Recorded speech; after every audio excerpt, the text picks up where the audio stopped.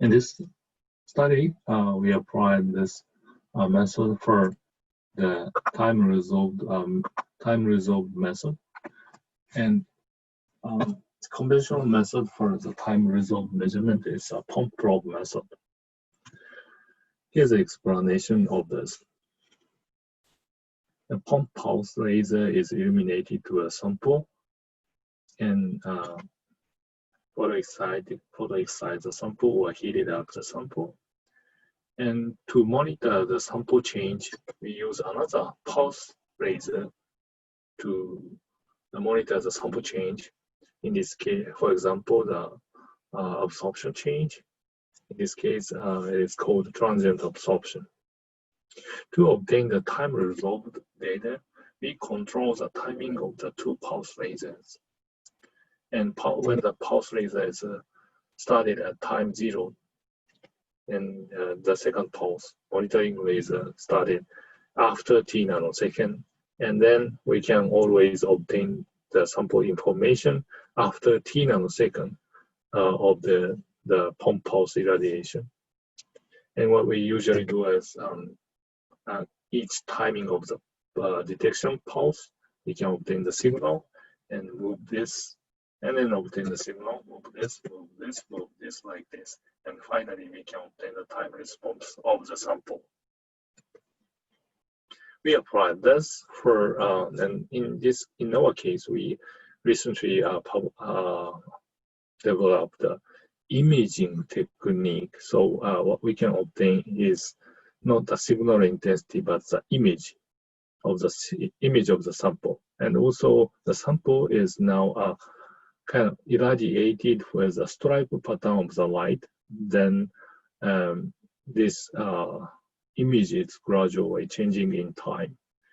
And to fit the signal intent, to apply the GP fitting, we apply the Fourier transform of this image to obtain the stripe pattern amplitude.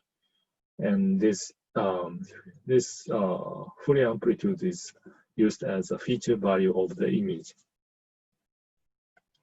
So here's one of the examples, just briefly show. And this is a TiO2 film, and this is original phase image. And when you we can obtain with a nanosecond time resolved image of this kind of stripe pattern, and this corresponds to the photo-excited charge carrier generation and decay. And then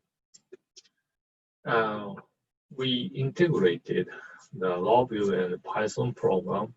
And Logview program is used for the device control of measurement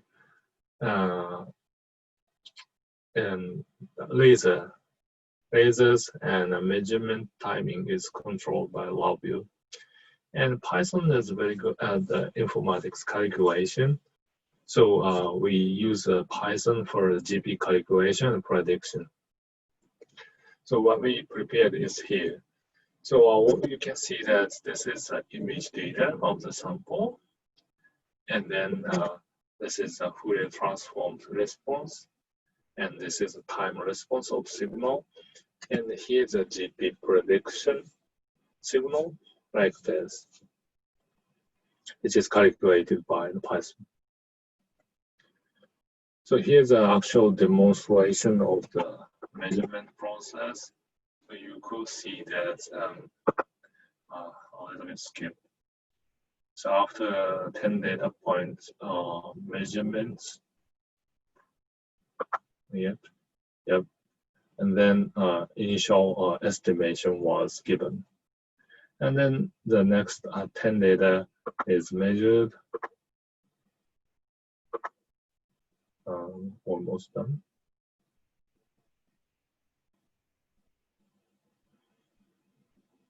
Yeah. Then the fitting prediction was updated to give a better signal estimation. So looking at each step, you could see how the signal estimation was improved. And then after a while, the estimation cost was almost saturated and didn't change much after a while, like this. So in our expected condition for the sample, the signal was almost okay after 50 data points, but usually 200 or 300 points are necessary for in the previous measurement. So measurement time is also less than 1/5. So it's much better. So with this, let me conclude my talk, and it's by using the GP estimation and base optimized sampling, we could efficiently scan the data measurement, time resolved measurement, and GP fitting was utilized for updating estimation, and Logview Python integration made it possible for the actual installation. Thank you.